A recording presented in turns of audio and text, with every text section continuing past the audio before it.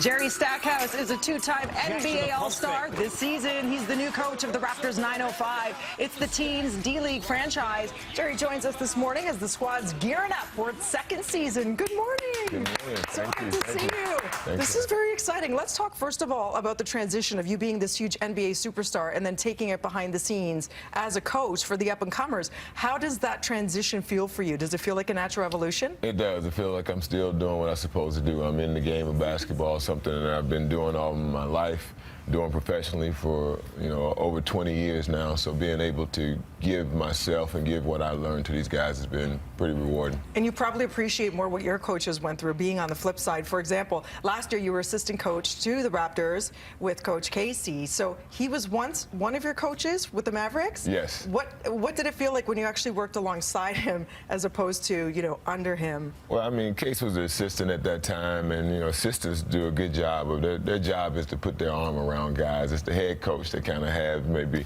if there's any strain with players, it's with the head coach, not with the assistant. And Case was, he's just a great man anyway, but I mean, I've learned a lot from him from that time to now, just watching how consistent he is. I mean, he's just the epitome of consistency.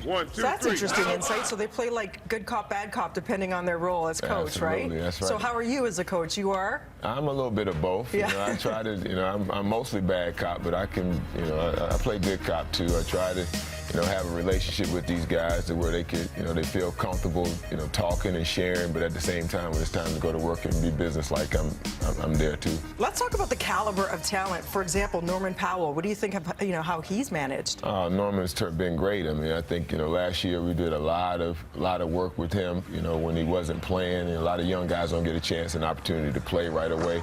So that's where the D-League offers an opportunity for them to come down and get game action. I mean, it kind of works twofold. The coaches that work within the Raptors, they develop those guys on a day-to-day basis, but that's where we can come down here and give them opportunity to get some real game action. What about Bruno Caboclo?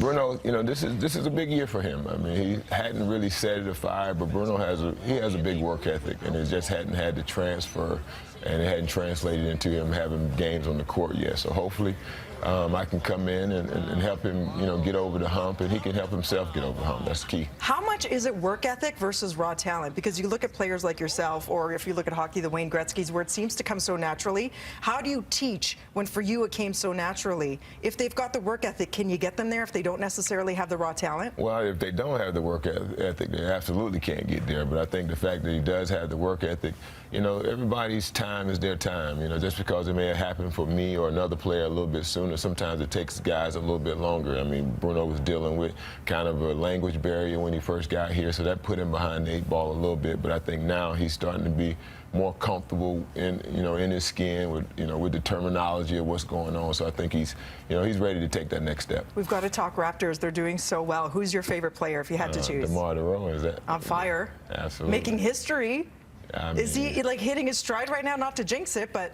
I don't think I remember seeing anything like that. I mean, the last one they talked about was Michael Jordan in '86, '87, and I don't know if I was into that. I probably was in Incredible Hulk or something at that time in '86, '87. But seeing this guy play at such a high level, and he's doing it every night, not only in the early part of the game, but in late game situations, he's getting it done for the Raps. So cool for the team, for us, rooting behind them. The whole country is really. So keep it up, and thank you so much for doing what you do. Pleasure meeting you. Nice the 905 sophomore season tips off on Friday at Hershey Center. So get this, they're facing Greensboro at 7:30, and thanks to you guys, there's going to be a special discount just for you at home for all of our BT viewers. What you have to do is go to Raptors905.com/ticketpass and enter the code BT905. Then you will get 4 tickets for the price of 3. Thank you so much for doing that, because it's going to be a great game. Should be a lot of fun. Yeah, and I'm sure the crowd is very hyped, right? We're pretty loud and proud. Mississauga's proud. Yeah, and you've seen Jurassic Park lights up. We the North. We've started a whole thing here. We the North. We need respect up here.